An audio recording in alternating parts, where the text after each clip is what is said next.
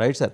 గిరిధర్ గారు, ఇప్పుడు ఈ 30 ఏళ్ళుగా ఉన్న 30 ఏళ్ళ క్రితం ఐ థింక్ 1971 అనుకుంటా బంగ్లాదేశ్ ఏర్పాటు చేసిన తర్వాత అక్కడ అప్పట్లో ఒక ఎయిర్ బేస్ పెట్టుకున్నారు. సిలిగురి నుంచి మనకి సిలిగురి కారిడార్ నుంచి కనిపిస్తుంది అంటారు.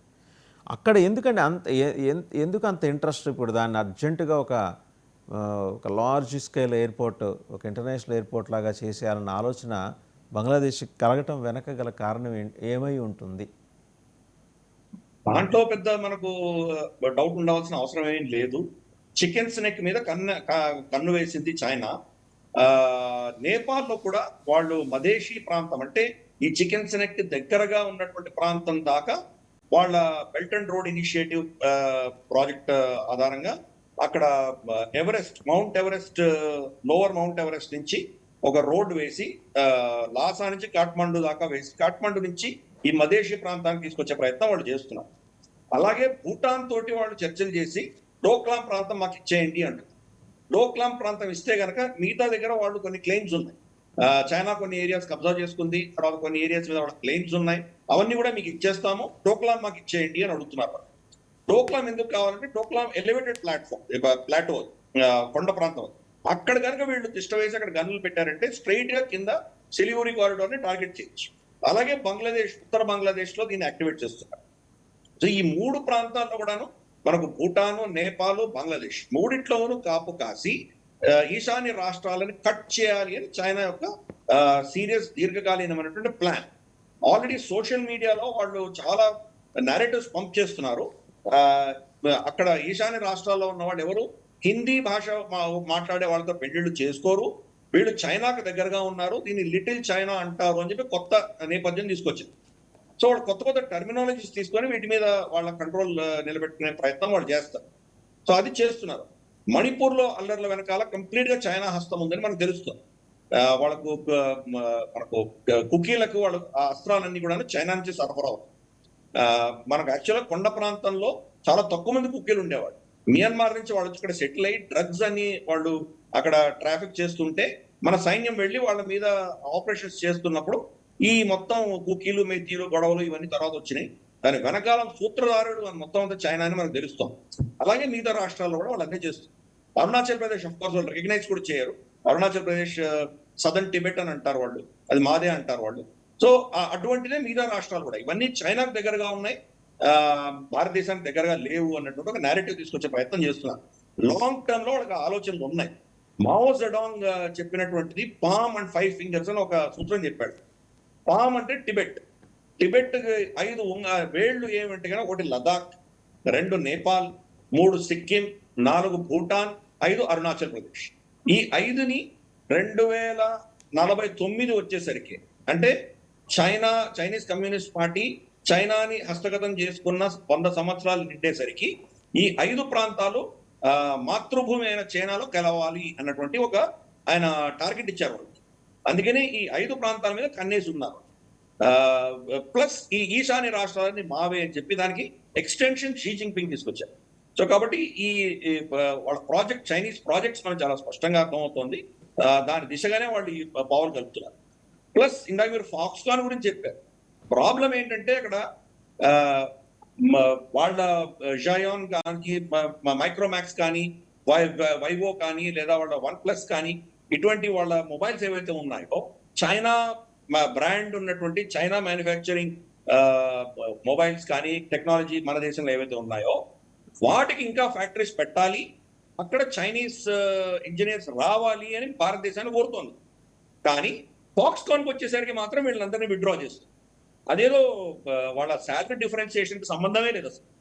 శాలరీ డిఫరెన్షియేషన్ మాట వస్తే కనుక 90 దశకంలోనే ఇందాక కిరణ్ గారు చెప్పింది, నేను అప్పుడు ఐటీ కంపెనీస్లో వర్క్ చేశాను, నాకు తెలుసు డిఫరెన్షియల్ ఏంటో. అది అమెరికాలో $1 అమెరికాలో ఉన్నటువంటి జీతం ఎంత ఉన్నదో దాంట్లో అబౌట్ దాన్ని ఏమంటారంటే భారతదేశంలో మనం అమెరికా కంటే ఆల్మోస్ట్ 5 రెట్లు మనం చీప్గా ఉండేవాళ్ళం. మనం 1/5 ఉండేవాళ్ళం మన ఖర్చు. చైనా 1/3 ఉండేది, మనకంటే ఎక్స్పెన్సివ్ ఉంది చైనా. అయినా కానీ కూడా మనకు షిఫ్ట్ చేయలేదు, ఎందుకంటే ఇది వాళ్ళ అమెరికన్ స్టేట్ పాలసీ. మొత్తం మ్యానుఫ్యాక్చరింగ్ టెక్నాలజీ ఇచ్చారు వాళ్ళకి. మనల్ని సర్వీసెస్ మాత్రమే ఇచ్చారు, మనకి టెక్నాలజీ ఇవ్వలేదు, మ్యానుఫ్యాక్చరింగ్ మనకి షిఫ్ట్ చేయలేదు. ఈ 2 విషయాలు మనం అర్థం చేసుకోవాలి. చైనాకు అదే పనిగా ఆన్ పాలిసీ జిమ్మీ కార్టర్ ప్రాంతం నుంచి వాళ్ళు మెల్లిమెల్లిగా దాన్ని అక్కడ షిఫ్ట్ చేసుకుంటూ వెళ్ళారు. ఎస్పెషల్లీ డెమోక్రాట్ పార్టీ వాళ్ళకు దాంట్లో చాలా ఇంట్రెస్ట్ ఉన్నాయి చైనాలో. మనకు ఈవెన్ హంటర్ బైడెన్ కూడా చైనా తోటి యుక్రెయిన్ తోటి ఇన్వాల్వ్ అయినవన్నీ బయటకు వచ్చినాయి. దాన్ని ఎక్కడ అరెస్ట్ చేస్తారో కొడుకుని అని చెప్పి జో బైడెన్ రాష్ట్రపతి పదవి విరమించేదానికి జస్ట్ ఒక వారం ముందర సొంత కొడుకుని క్షమించాడు. రాబోయే రోజుల్లో వచ్చే కేసులను కూడా క్షమించేశాడు. కాబట్టి ఇవన్నీ కూడా ఏంటంటే ఆ నెక్సెస్ డెమోక్రాట్ పార్టీకి చైనాకు ఉన్నటువంటి నెక్సెస్ వల్ల వాళ్ళు అక్కడికి మ్యానుఫ్యాక్చరింగ్ అక్కడ షిఫ్ట్ చేశారు, కానీ సర్వీసెస్ మాత్రమే భారతదేశానికి ఇచ్చారు. ఇప్పుడు చైనా చేస్తోంది ఏంటి, మాకు ఇంకా వీసాలు ఓపెన్ చేయండి, మా ఫ్యాక్టరీలు పెడతాం, మా ఇన్వెస్ట్మెంట్లు పెడతాం అని అడుగుతున్నారు. BYD for instance, BYD plant భారతదేశంలో పెట్టాలని కోరుతున్నారు. భారతదేశం పర్మిషన్ ఇవ్వట్లేదు. ఇవ్వాలా లేదని వేరే చర్చ, కానీ మనం ఇవ్వట్లేదు. అది పెట్టినప్పుడు ఆబ్వియస్లీ వాళ్ళ ఇంజనీర్స్ వస్తారు కదా. అంటే చైనీస్ కంపెనీలకి ఇంజనీర్లు రావాలి, అమెరికన్ కంపెనీలు చైనా నుంచి వెళ్ళకూడదు. కాబట్టి ఈ 300 మందిని వెనక్కి తీసుకెళ్లారు. సో అది స్ట్రాటజీ మనకు చాలా స్పష్టంగా అర్థమవుతాం. సరే, యాపిల్ 17 ఏదైతే వర్షన్ ఉందో అది ఏమీ ఎఫెక్ట్ అవ్వదు అని చెప్పి యాపిల్ ఆల్రెడీ చెప్పింది. వాళ్ళకి ఎక్కడ కన్నెర్ర అవుతోందంటే కనుక క్రమేపీ అమెరికన్ ఇంట్రెస్ట్ అన్ని అక్కడి నుంచి వెళ్ళిపోతున్నాయి. అమెరికా మీద చైనాకు ఉన్నటువంటి లీవరేజ్ ఏదైతే ఉందో తగ్గుమోహం పడుతుంది. అందుకనే చాలా ఎక్స్ట్రీమ్ స్టాండ్ తీసుకున్నాడు. For instance rare earth minerals అన్ని కూడా ఆపేశాడు అమెరికాకి. ఆపేయంగానే డొనాల్డ్ ట్రంప్ దాసోహం అంటూ కంప్లీట్ గా మోకరిల్లిపోయాడు షీ జిన్పింగ్ ముందర. దాంతో ఇప్పుడు ఆ చర్చలన్నీ వేరే దిశగా వెళ్ళిపోతున్నాయి. ఇంతమంది మీద ట్యాక్సులు వేస్తున్నాడు, టారిఫ్లు వేస్తున్నాడు, కానీ చైనాను ముట్టే దమ్ములు లేవు అమెరికా. సింపుల్ గా ఆ పరిస్థితి తీసుకొచ్చాడు షీ జిన్పింగ్. కానీ ఇవి ఏవైనా కూడా టెంపరీ మెజర్సే ఉంటాయి. దీర్ఘకాలీనంగా ప్రత్యామ్నాయాలు చూసుకుంటారు. మనకు ఆపరేషన్ సింధూర్ అయిన తర్వాత విపరీతంగా మన మీద చైనా ఒక విధమైనటువంటి యుద్ధం చేస్తుంది, ఎకనామిక్ వార్ఫేర్ చేస్తుంది. వాళ్ళకి కావాల్సినవి ఇక్కడ ఎంట్రీ కావాలి అని చెప్పేసి అజిత్ దోవల్ గారిని, రాజ్నాథ్ సింగ్ గారిని వీళ్ళిద్దరిని అడిగారు అక్కడికి వీళ్ళు చైనాకి వెళ్ళినప్పుడు. కానీ మిగతా అంశాల్లో మన మీద వాళ్ళు చాలా ఏమంటారంటే చాలా ఒక విధమైనటువంటి ఆంక్షలు విధించి మనల్ని ఇబ్బంది పెడుతున్నారు. మొట్టమొదటి అంశం ఏంటంటే ఫర్టిలైజర్స్ ఆపేశారు. ఎప్పుడు ఆపారు వాళ్ళు, మనకు వరి నాట్లు వేసే సమయంలో మనకు ఇప్పుడు అవసరం ఎప్పుడైతే ఉందో, మనకు ఈ ఫర్టిలైజర్స్ అవసరం ఉందో అప్పుడు ఆపేశారు. 100% భారతదేశానికి ఆపేశారు. కానీ పోనీ వాళ్ళకి ఇంటర్నల్ గా ఏమైనా ప్రాబ్లమ్స్ వచ్చినాయా అందుకని ఆపేశారంటే కాదు. ఫర్టిలైజర్స్ ని మిగతా దేశాలకు అమ్ముతున్నారు, కానీ భారతదేశానికి మాత్రం ఇవ్వడానికి వీల్లేదట.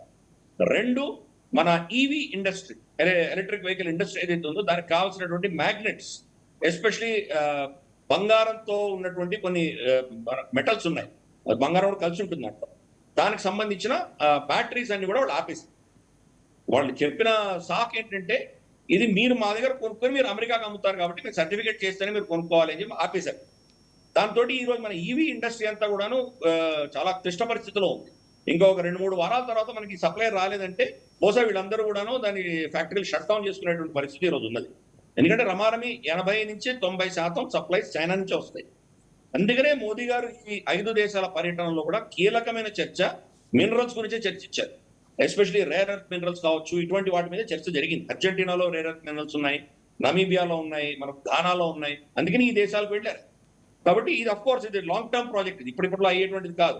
అది ఇంకా మనం అగ్రిమెంట్ చేసుకోవాలి, ఇక్కడ మైనింగ్ చేయాలి, దాన్ని ప్రాసెస్ చేయాలి, వచ్చేసరికి బహుశా ఇంకా 2-3 సంవత్సరాలు ఈజీగా పడుతుంది. కానీ ఇప్పుడు చైనా మన మీద ఈ ఉక్కుపాదం మోపుతోంది. ఒక ఆస్ట్రేలియన్ థింక్ ట్యాంక్ దగ్గర నుంచి వచ్చిన రిపోర్ట్ కూడా ఏం చెప్తుందంటే మనకు ఆపరేషన్ సింధూర్ తర్వాత విపరీతమైన సైబర్ అటాక్స్ చేస్తున్నారు మన మీద. వాళ్ళు మన ఎలక్ట్రిసిటీ గ్రిడ్ లోపల వాళ్ళ బాట్స్ అన్ని పెట్టి కూర్చున్నారు. రేపటి రోజు కనుక వాళ్ళు తలుచుకుంటే మన మొత్తం ఎలక్ట్రిసిటీ గ్రిడ్ ని వాళ్ళు నిలిపేయచ్చు. ఆల్రెడీ ఒకసారి ముంబై ఎలక్ట్రిసిటీ గ్రిడ్ మీద అటాక్ చేశారు గతంలో. తర్వాత మనకు all India institute of medical sciences మీద అటాక్ చేశారు. అలాగే మనకు మన ఆయన షెర్పా G20 షెర్పా కాంత్ ఉన్నారు, ఆయన పేరు సౌరభ్ కాంత్ పేరు మర్చిపోయాను, ఒక ఆయన ఉన్నారు, ఆయన షెర్పా అంటారు. ఆయన స్టేట్మెంట్ ఇచ్చారు, ఆ G20 సమ్మిట్ జరిగిన అన్ని రోజుల్లో 16 లక్షల అటాక్స్ జరిగినాయి వాళ్ళ మీద. వాటిల్లో 90% చైనా నుంచి, పాకిస్తాన్ నుంచి వచ్చినాయి, ఒక 10% గల్ఫ్ దేశాల నుంచి వచ్చినాయి. సో చైనా ఏంటంటే భారతదేశం మీద విపరీతమైనటువంటి దాడులు చేస్తోంది, డిఫరెంట్ ఆస్పెక్ట్స్ చేస్తోంది. రీసెంట్ గా ఒక వారం క్రితం మనకు వచ్చినటువంటి రిపోర్ట్, ఫ్రెంచ్ ఇంటెలిజెన్స్ ఇచ్చిన రిపోర్టు, అక్కడ ట్రాన్స్పోండర్స్ ని వాళ్ళ ఐడెంటిఫికేషన్ ని స్విచ్ ఆఫ్ చేసి ఒక రీసెర్చ్ వెసల్ మనకు బే ఆఫ్ బెంగాల్లోకి వచ్చింది. ఎస్పెషలీ మన విశాఖపట్నం కోస్ట్కి దూరంగా ఇంటర్నేషనల్ వాటర్లో ఉన్నారు. మనకు రాంబిల్లి దగ్గర మనం ఒక సబ్మరీన్ గుహ ఒకటి కట్టుకుంటున్నాం. మనం సముద్రం లోపల ఉంటుంది. అంటే మన సబ్మరీన్స్ బయట శాటిలైట్స్ దొరకకుండా సముద్రం నుంచి లోపలికి వెళ్ళిపోవచ్చు. ఆ గుహలోకి వెళ్ళిపోయినంటే అక్కడ లోపల గుహలోపల తేరొచ్చు. అటువంటిది ఒకటి కట్టుకున్నాం మనం అక్కడ రాంబిల్లి, విశాఖపట్నంకి కొద్దిగా దక్షిణంలో ఉంది అది. దాని మీద సర్వే చేయడానికి వచ్చారు. కాబట్టి చైనా అన్నది ఒక క్రూరమైనటువంటి దేశం. వాళ్ళు చేస్తూనే ఉంటారు. కానీ వాళ్ళు చేయకూడదని మనం ఎలా చెప్తాం? వాళ్ళ ఇంట్రెస్ట్ కోసం వాళ్ళు చేస్తారు. అందుకని మన ఇంట్రెస్ట్ మనం కాపాడుకోవడం కోసం వీళ్ళని ఎక్స్పోజ్ చేయడము, వాళ్ళని కౌంటర్ చేయడము, వాళ్ళకు కౌంటర్ మెషర్స్ చేయడం లాంటివి మనం కూడా చేసుకోవాలి. దీర్ఘకాలీనంగా వాళ్ళు చేశారు, వాళ్ళు చేస్తారు. మనకు ఎవరో మనతో కలిసి వస్తారు అనుకోవడంలో అది జరిగేటువంటి విషయం కాదు. అది మనకు చైనా మీద ఉన్న డిపెండెన్సీస్ నుంచి మనం ఎంత తొందరగా బయటపడగలము అన్నది మనం ప్లాన్ చేసుకోవాలి. దాన్ని అస్త్రంగా వాడుకుంటున్నారు. అమెరికా ఈరోజు విచ్చలవిడి కన్సంప్షన్ ని వాళ్ళు అస్త్రంగా వాడుకుంటున్నాడు డొనాల్డ్ ట్రంప్. చైనా ఏమో వాళ్ళ ప్రొడక్షన్ ని అస్త్రంగా వాడుకుంటారు. ప్రతి దేశము వాళ్ళకు ఉన్నటువంటి ఏదో బెనిఫిట్ ని వాళ్ళు అస్త్రంగా వాడుకుంటున్నారు. ఈ రోజు అమెరికా టారిఫ్లు వేస్తే ఎందుకు దేశాలు భయపడుతున్నాయి? ఎందుకంటే వాళ్ళ మొత్తం ఎకానమీస్ అన్ని అమెరికాకి ఎక్స్పోర్ట్ చేయడం మీద ఆధారంగా ఉంది కాబట్టి. ఆ ఎక్స్పోర్ట్ కనుక ఆగిపోతే వాళ్ళ పరిస్థితి ఏమవుతుంది? అందుకని వియట్నాం మోకరిల్లింది. వియట్నాం సరే, ఇంగ్లాండ్ అయితే నేను వేరే దేశం కింద భావించినది, 51st స్టేట్ కిందే భావిద్దాం దాన్ని, అమెరికాలో అంతర్భాగం కింద భావిద్దాం. సో రెండే దేశాలతో ఒప్పందాలు జరిగింది, ఇంకే దేశం దగ్గరకు రాదు. ఈవెన్ వాళ్ళ క్లోజెస్ట్ అలై జపాన్ కూడా తిరస్కరించింది. మాకు అక్కర్లేదు, మా దేశంలో ఉన్నటువంటి మా సార్వభౌమత్వాన్ని ఛాలెంజ్ చేసేటువంటి ఒప్పందాలు మాకు అక్కర్లేదు చాలా స్పష్టంగా చెప్పాడు. అందుకనే జపాన్ మీద కూడా ఆయన 35% ఏదో 25% టారిఫ్ వేశాడు జపాన్ మీద. అంటే మిత్రులకు శత్రువులకు ఒకటే తాటి మీద చూసేటువంటి పరిస్థితి మనం చూస్తున్నాం. సో అందుకని అటువంటి అంశాల్లో కానీ భారతదేశం చైనా కలిసి రావచ్చు, కానీ కొంత టాక్టికల్ గా బ్రిక్స్ లో మనం ఉన్నాము, ఎస్సీఓలో ఉన్నాము, కొన్ని అంశాల్లో మనం కలిసి వెళ్ళవలసిన ఆవశ్యకత ఉంది. కానీ చైనా మాత్రం వాళ్ళు చాలా ఫోకస్డ్ గా ఎన్నో విధాలుగా మనల్ని టార్గెట్ చేస్తున్నారు. భారతదేశాన్ని కంట్రోల్ చేయాలి. ఏషియాలో వాళ్ళకి మించిన వాళ్ళు ఎవరు ఉండకూడదు. మిగతా దేశాలను అన్ని కూడాను వాళ్ళకు మోకరిల్లాలి, వాళ్ళ ఆధిపత్యంలోనే నడుచుకోవాలి అన్నటువంటి ఒక ఆలోచన చైనాకు ఉన్నది. కాబట్టి సడన్ గా భారతదేశం ఇంత ఎదిగి వాళ్ళ దగ్గర ఉన్నటువంటి ఫ్యాక్టరీలన్నీ తీసుకెళ్లిపోతుంటే తట్టుకోవట్లేదు. అదే ఫస్ట్ వేవ్ లో చైనా నుంచి వియట్నాంకి వెళ్ళిన కంపెనీలన్నిటి మీద ఏమీ వాళ్ళు ఆంక్షలు విధించలేదు. ఎందుకు అంటే చైనాలో తయారు చేసి వియట్నాం లో అసెంబుల్ చేసి మేడ్ ఇన్ వియట్నాం అని ముద్ర వేసి వాళ్ళు అమ్మేవాళ్ళు. అంటే వియట్నాం లో జరుగుతున్న మ్యానుఫ్యాక్చరింగ్ యాక్చువల్గా చైనీస్ మ్యానుఫ్యాక్చరింగ్. కానీ భారతదేశం దానికి ససేమిరా ఉంటుంది. మాకు చైనా నుంచి కాంపోనెంట్స్ తెచ్చి ఇక్కడ మేము అసెంబ్లీ చేస్తామంటే ఒప్పుకోము. కనీసం అంటే 60-70% భారతదేశంలో తయారు చేయాలి రెస్ట్రిక్షన్స్ పెడుతుంది. అఫ్ కోర్స్ కంప్లీట్ గా ఓవర్ నైట్ మనం చైనా నుంచి మనం ఆపేయలేదు. కొన్ని క్రిటికల్ కాంపోనెంట్స్ చైనా నుంచి ఇప్పుడు కూడా వస్తున్నాయి, యాపిల్ కూడా. కానీ బట్ లాంగ్ టర్మ్ లో మనం దాన్ని క్రమేపీ భారతదేశంలోనే షిఫ్ట్ చేసే ప్రయత్నం చేస్తున్నాం. అది వాళ్ళకి థ్రెట్. భారతదేశం థ్రెట్ కానీ కంబోడియా, లావోస్, వియట్నాం, ఫిలిప్పైన్స్ ఇవేవి వాళ్ళకి థ్రెట్ కాదు. ఎందుకంటే అక్కడి నుంచి జస్ట్ చైనానే వాళ్ళ ఆ దేశంలో మ్యానుఫ్యాక్చర్ చేసి పంపిస్తుంది. అందుకని డొనాల్డ్ ట్రంప్ చైనా నుంచి వచ్చిన ప్రోడక్ట్స్ ని వియట్నాం లో ప్రాసెస్ చేసి మేడ్ ఇన్ వియట్నాం అని అమెరికాలో అమ్మే ప్రోడక్ట్స్ మీద 40% సుంకాలు విధించాడు. Same thing with Laos. ఎందుకంటే ఇవన్నీ వాడు వాడుకున్నారు. మెక్సికో అదే పరిస్థితి. మెక్సికోలో కూడా మేడ్ ఇన్ మెక్సికో వచ్చేటువంటి కార్లన్నీ కూడా యాక్చువల్గా Chinese cars. Made in Mexico అనేసరికి ఫ్రీ ట్రేడ్ లో వస్తాయని చెప్పి ప్రయత్నం చేశాడు.